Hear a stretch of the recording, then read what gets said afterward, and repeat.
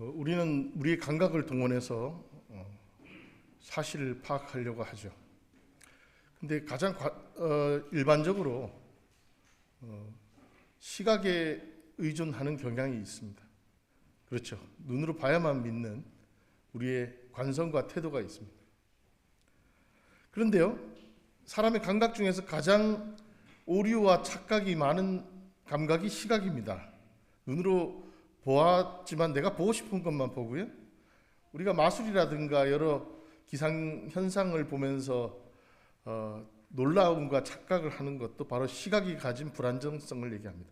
오히려 시각보다 청각, 후각, 미각이 더 기억력과 정확도가 더 오래 갑니다. 하나님이 사람에게 주신 감각 중에 사실 가장 불안정한 게 시각이라는 분석이 있죠. 우리가 믿는 믿음도 어디에서 나옵니까? 보아서 믿으십니까? 성경에 믿음은 들음에서 나온다고 써 있지 않습니까? 우리는 본고로 믿기에 이 자리에 모인 것은 아닙니다. 그런데 지난 부활주일 광화문 광장에서 독특한 기이한 행사가 있었습니다. 예수님 복장을 한 배우가 부활절 가장 행렬을 했습니다. 가장 행렬은 어느 정도 자주 보암직한 행사입니다. 그런데 특이하게 마지막 클라이막스에서 예수님 복장을 한 배우가 크레인에 몸을 의탁해 공중으로 승천하는 퍼포먼스를 했더군요.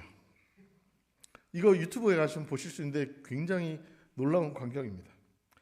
이 배우는 어떤 강력한 로프에 몸을 의지해서 수십 미터 상공으로 부상하는 예수님의 승천 모습을 연출했습니다. 매우 신기한 장면이긴 했지만 저는 이 장면을 보면서 감동하기보단 오히려 배우에게 사고가 나지 않을까 아찔함과 우려를 금할 수 없었습니다.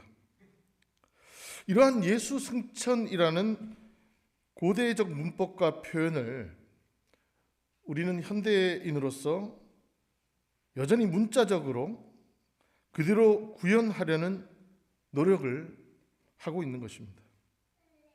이 모습은 하나의 현대사회의 우스꽝스러운 천국처럼 여겨지기도 합니다. 왜 이런 모습을 보아야만 우리는 믿을 수 있을까요? 이는 오늘날 한국교회를 지배하고 있는 근본주의적, 문자주의적 신앙, 예수님의 승천을 문자적으로만 바라보고 맹신하는 단계를 넘어 이를 시각적으로 구현해야만, 그걸 보아야만 그나마 마음적으로 안도하고 직성이 풀리는 수준에 이르렀는가? 우리는 과연 보아야만 믿을 수 있는 수준에 안주하고 있는 것은 아닌가? 안타까움과 아쉬움이 드는 장면이었습니다. 오늘날 광화문에서 일어나는 이러한 현상의 원인을 추적해 보면 부활에 대한 근본적인 인식이 왜곡되어 있음 또한 발견합니다. 부활은 무엇인가요? 의학적으로 사망 판정을 받은 사람에게 여러 외부적인 충격을 가해 다시 숨을 쉬게 하는 심폐소생과 같은 현상인가요? 이 질문에 여러분들은 고개를 끄덕이기 어려울 겁니다. 부활은 의학적 차원의 심폐소생과는 다릅니다. 부활은 오늘날 우리의 삶 속에서 경험되고 실천되어야 할 사건이자 희망입니다. 부활에 대해서 최근에 신학적인 논의를 한번 정리해 보았습니다. 첫째로 부활은 육체적 소생이 아닙니다. 예수님이 부활하시기 전에 육체적으로 부활한 사람이 있습니다. 우리 성경에 지난번에 읽었죠. 나사로도 무덤에서 살아 돌아왔습니다. 하지만 그의 소생은 육체적 소생에 불과했죠. 왜 그럴까요? 그가 영생했다라는 기록은 성경에 없습니다. 그는 무덤에서 나왔지만 결국 어떻게 됐을까요? 자연사했습니다. 예수님의 부활과 나사로의 다시 살아난 사건은 질적으로 전혀 다른 사건입니다. 부활은 이전에 낡고 유한한 육신으로 다시 돌아가는, 회귀하는 일이 아닙니다. 바로 죽음을 넘어서는 전혀 새로운 존재와 차원으로 변화하는 것. 우리는 몸의 부활이라고 하는데요. 성경에 몸의 부활이라는 말이 나오는데, 이 몸의 부활은 육신의 부활, 더 이상 세포 분열을 중단한 죽은 육신이 다시금 활성화되고 호흡을 되찾는 차원의 사건이 아니라, 몸의 부활이라 하면 몸은 육신과 영이 결합된 차원의 개념이며, 이는 새로운 존재로서의 변모이자 차원을 말하는 것입니다. 부활을 바라봄에 있어 우리는 단순히 기적이나 환상에 집중하기보다 부활 사건으로 그 비루하고 절렬하기 그지없던 제자들의 삶이 어떻게 바뀌었는가, 그들의 삶이 어떻게 극명하게 전환되었는가, 거기에 부활의 본질이 있음을 우리는 기억해야 할 것입니다. 둘째로, 부활은 현장과 일상을 회복하는 것입니다. 예수님은 부활 직후 제자들과 처음 만났고 하나님 나라 운동을 펼쳤던 갈릴리로 먼저 가셨습니다. 그리고 그곳에서 나를 만날 수 있다고 말씀하십니다. 이는 예수님의 부활 사건이 우리의 현장과 일상에서 재현되어야 한다는 것을 말합니다. 부활은 죽어서 하늘나라 가는 티켓 차원의 그 수준에 머무는 것이 아니라 예수님이 사셨던 방식, 즉 사랑, 정의, 평화, 생명의 가치가 회복되는 삶의 현장이 되살아나는 것, 그러한 역사의 현장에 부활이 있는 것입니다. 세 번째로, 부활은 역사적 비관주의를 극복하는 힘이요 희망입니다. 부활은 세상의 권력과 폭력이 예수를 죽였지만 결코 생명과 사랑의 정신을 이길 수 없음을 위대하게 선포한 하나님 승리의 사건입니다.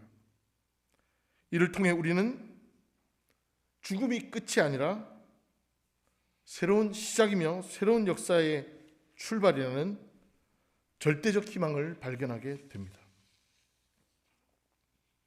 오늘 본문에서 도마는 예수님 부활하셨다는 제자들의 이야기를 듣고 냉소합니다. 25절에 이렇게 말하죠. 나는 내 눈으로 그의 손에 있는 못자국을 보고 내 손가락을 그 못자국에 넣어보고 또 내 손을 그의 옆구리에 넣어보아야만 믿겠다. 이러한 도마의 발언과 행동은 그가 의심 많은 도마라는 불명예를 낳게 한 대표적인 장면입니다. 사실 억울한 측면도 있습니다. 그는 예수님이 가장 신뢰할 만한 의리 있고 냉철하고 사려 깊은 제자 중에 한 명이었습니다. 나사로가 죽어간다는 소식을 듣고 예수님께서 그 유대 지방으로 다시 가시려 하자 적대자들의 위협이 우려된다며 여러 제자들이 만류하자 요한복음 11장 16절에 동마가 나서 말합니다. 우리도 주님과 함께 죽으러 가자. 예수님이 나사로를 만나러 가겠다고 할 때 많은 사람들이 만류할 때 함께 가서 죽음을 무릅쓰고 가자라고 외쳤던 이가 바로 도마입니다. 의리하면 도마. 그래서 어떤 연예인, 의리를 중요하게 생각하는 연예인이 그 의리스도 이런 얘기를 하는 걸 들은 적이 있습니다. 그 의리스도, 의리하면 예수님, 도마. 죄송합니다. 예수님이 요한복음 14장에서 자신의 죽음을 예고하시며 고별 설교를 하실 때도 요한복음 14장 4절에 너희는 내가 어디로 가는지 그 길을 알고 있다 라고 말할 때 모두가 고개를 갸우뚱하지만 예수님께 반문할 자신이 없어 하고 주저할 때 주님, 우리는 주님께서 어디로 가시는지 모르는데 어떻게 그 길을 알겠습니까? 라고 질문했던 제자 또한 도마입니다. 도마는 예수님의 말씀을 무조건적으로 맹목한 게 아니라 예수님의 말씀 중에서 도저히 이해할 수 없는 부분들은 모르면 모른다 말할 줄 아는 이성과 용기를 지녔던 정직한 신앙의 사람이었던 것입니다. 그런 의미에서 굉장히 현대인의 모습과 교차합니다. 우리는 합리적이고 논리적으로 납득이 돼야만 믿겠다라는 이성의 시대를, 합리의 시대를 살고 있죠. 에마누엘 칸트가 이렇게 말했습니다. 내용 없는 사고는 공허하며 개념 없는 직관은 맹목이다. 이러한 칸트의 명제를 도마의 방식으로 재구성한다면 실증 없는 사고는 공허하며 의심 없는 믿음은 맹목이다 라고 말할 수 있겠습니다. 네, 그렇습니다. 우리는 신앙생활하면서 늘 의심의 갈림길에 놓입니다. 그래서 흔들리고 시험받는 나의 모습이 불안정하고 신실하지 못한 모습이라고 스스로 자책하곤 합니다. 하지만 오늘 도마의 모습이야말로 가장 인간적이며 가장 확고한 믿음으로 가는 도상에 있는 모습이라는 것을 우리는 발견하게 됩니다. 우리 감리교회의 신학을 정리한 엘버트 아우틀러가 정리한 감리교회의 사중 표준이 있습니다. 감리교 신앙의 네 축이 있다는 거죠. 바로 성서, 전통, 이성, 체험입니다. 우리 감리교회 신앙의 원리 중에서 가장 중요하게 여겨지는 성서와 전통에 이어서 우리가 지닌 이성과 우리가 영적으로 예수님과 하나님을 체험하는 이 체험이 우리 감리교 신앙의 가장 중요한 토대라는 것을 아우틀러도 주장했는데요. 바로 이 전통이 바로 도마의 전통에 있다, 감히 말할 수 있겠습니다. 바로 이러한 회의하고 의심하는 도마를 만나기 위해서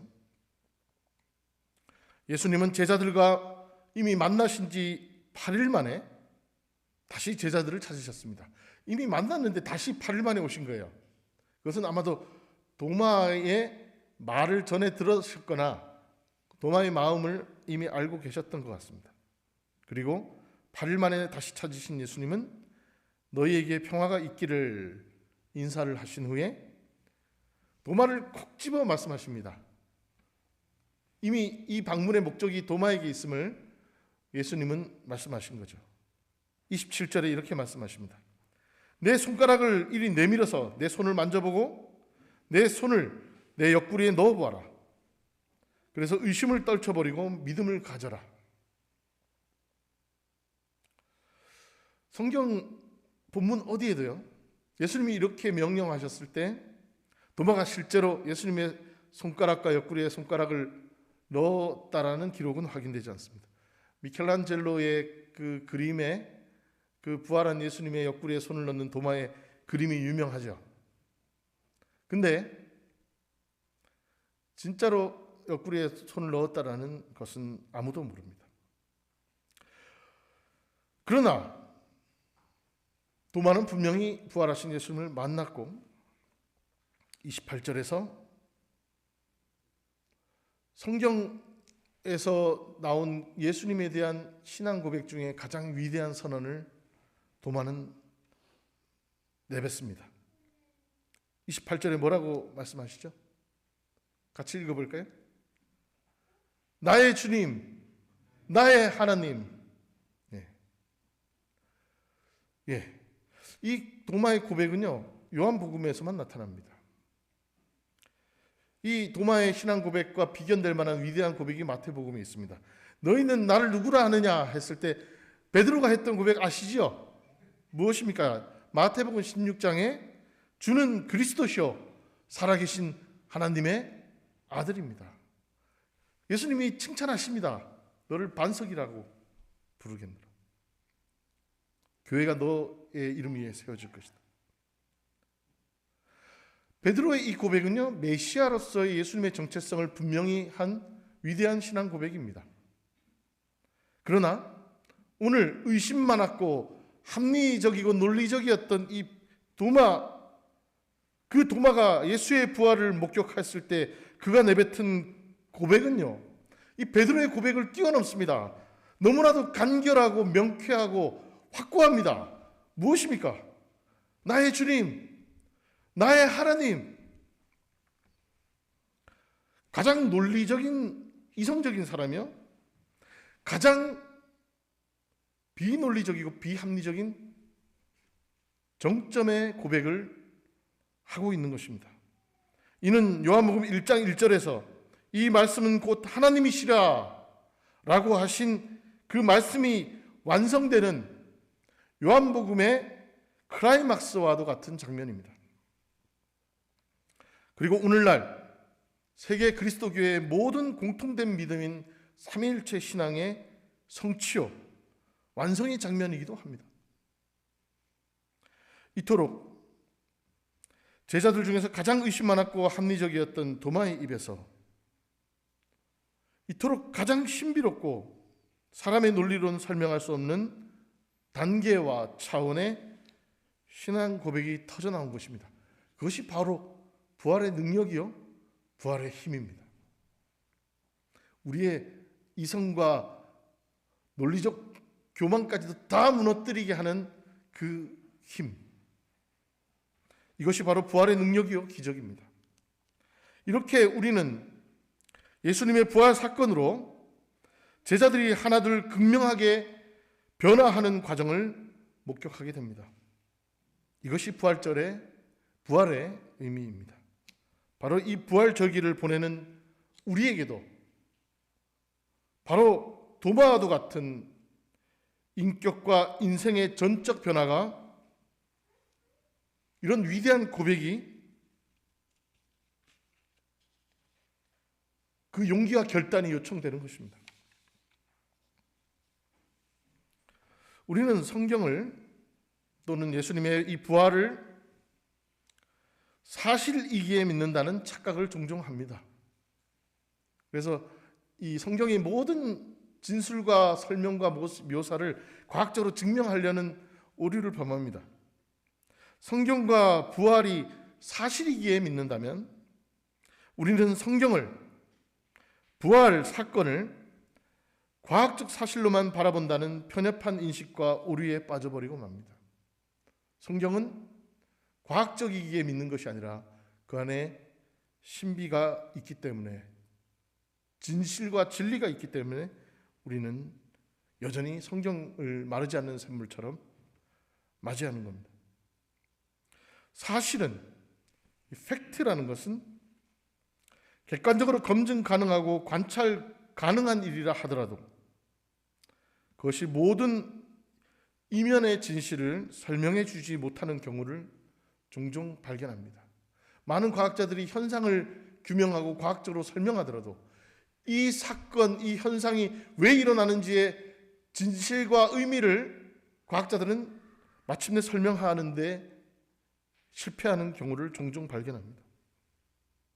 제자들이 예수님의 부활을 목격하고 그들의 삶이 극명하게 변화하고 죽음을 각오하면서도 그렇게 숨어 있던 그들이 복음을 증거하기 위해 그 어목했던 로마 제국, 그 국가적 폭력 앞에 당당히 나아갈 수 있게 했던 그 결단과 용기는 바로 예수 부활 사건의 현상과 사실, 그 이면에 깃들어 있는 진실을 보았기 때문에 가능한 일이었다고 말할 수 있습니다. 부활 사건에 깃든 진실을 보게 한 힘은 무엇일까요? 그것은 바로 사랑이었습니다. 조선시대 옛 시인의 시 한 편을 읽어드리겠습니다. 사랑하면 참을 알게 되고 알면 참이 보이나니, 알면 참으로 사랑하게 되고 사랑하면 참이 보이나니, 보인다고 다 모으면 그게 모으는 것이 아니리라. 이 시는 호가 여성입니다. 여성 유한준이라는 조선시대 정조 때 문인이 쓴 한 시입니다. 이 글은 지금 국립중앙박물관 관장을 지내시고 계시는 유홍준 씨가 아주 공전의 베스트셀러로 쓴 나의 문화유산 답사기에서 처음으로 세상에 알린 시입니다. 이 시를 오늘의 관점에서 요약해 보면 다음과 같이 말할 수 있겠습니다. 사랑하면 알게 되고 알면 보이나니 그때 보이는 것은 예전과 같지 않으리니. 이제 도마는 자신의 이성과 합리를 뛰어넘는 예수님에 대한 사랑, 예수님이 전해주신 사랑을 온전히 체험하며 예수 부활의 진정한 의미를 온전히 깨달을 수 있었던 것입니다.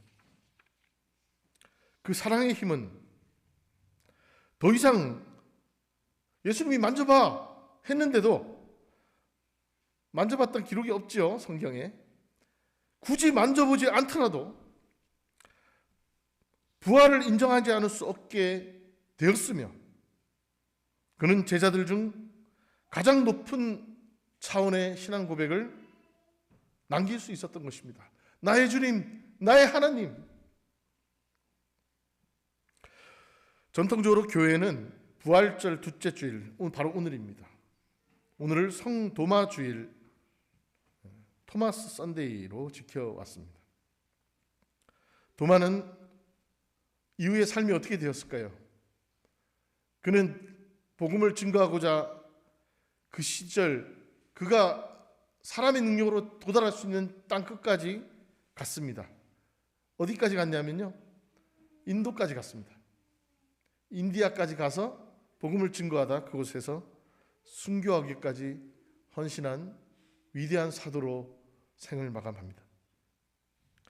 예수 부활 이전의 도마와 예수 부활 이후의 도마는 그 존재론적 자체가, 존재 자체가 완전히 극명히 변화되었고 전환되었음을 우리는 기억합니다.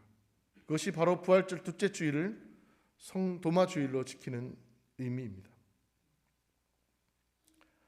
부활은 과거의 신화가 아니라 죽어가는 것들을 살려내고 절망 속에서 다시 희망을 선택하라는 현재 진행형의 사건입니다. 이례적 사건이 아니라 지금 우리의 삶 속에서 여전히 요청되고 호흡되는 현재 진행형의 현재사가 바로 부활 사건입니다. 부활이란 도마와 같은 의심과 회의 속에 빠진 우리의 경직되고 굳은 마음속에 예수의 정신이 다시 살아나 우리가 누군가에게 뜨거운 사람이 될 수 있도록 변화하는 사건입니다. 부활한 예수님은 동마에게 마지막으로 말씀하십니다. 29절에 너는 나를 보았기 때문에 믿느냐? 나를 보지 않고도 믿는 사람은 복이 있다. 이 말씀은 부활한 예수님을 비록 목격하지 못한 우리에게도 희망을 줍니다.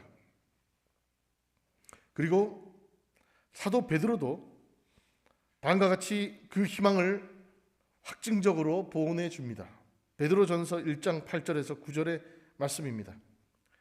여러분은 그리스도를 본 일이 없으면서도 사랑하며 지금 그를 보지 못하면서도 믿으며 말로 다 표현할 수 없는 즐거움과 영광을 누리면서 기뻐하고 있습니다.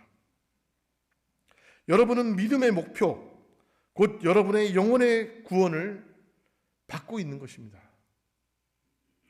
그렇습니다. 예수님 그 부활을 우리는 목격하지 못했습니다. 우리는 단지 들음으로 믿을 따름입니다. 그 믿음을 함께 나누는 우리는 복 있는 사람들입니다. 이제 예수 부활의 진실을 온전히 체험하고 느끼며 그 능력과 희망을 세상에 온전히 전함으로써 폭력과 죽임의 문명에 신음하는 이 세상 속에서 진정한 평화를 성취해 나가는 복되고 아름다운 아펜젤러 인후교의 모든 성도님들, 그리고 이곳에 머무는 모든 선교사님들과 그 가정 되시기를 간절히 축원드립니다. 기도하시겠습니다. 자비하신 하나님, 감사합니다. 주께서 부활하셔서 우리에게 나타나 우리와 함께 먹고 마시며 주님의 그 진리와 주께서 부활하신 그 진실을 알려주심에 감사합니다. 우리가 보지 못한 고로 늘 연약한 믿음이나 주님, 우리에게 보지 않고도 믿는 용기와 결단과 굳건한 마음을 허락하여 주옵소서. 그리하여 그 믿음으로 이 세상 여전히 어둠과 죽임의 세력 속에 신음하는 이 땅이 그리스도의 빛과 향기로 변화될 수 있도록 우리를 사용하여 주옵소서. 예수님의 이름으로 감사하며 기도드렸습니다. 아멘. 봉헌 찬양 내게 있는 향유값 함께 부르시겠습니다.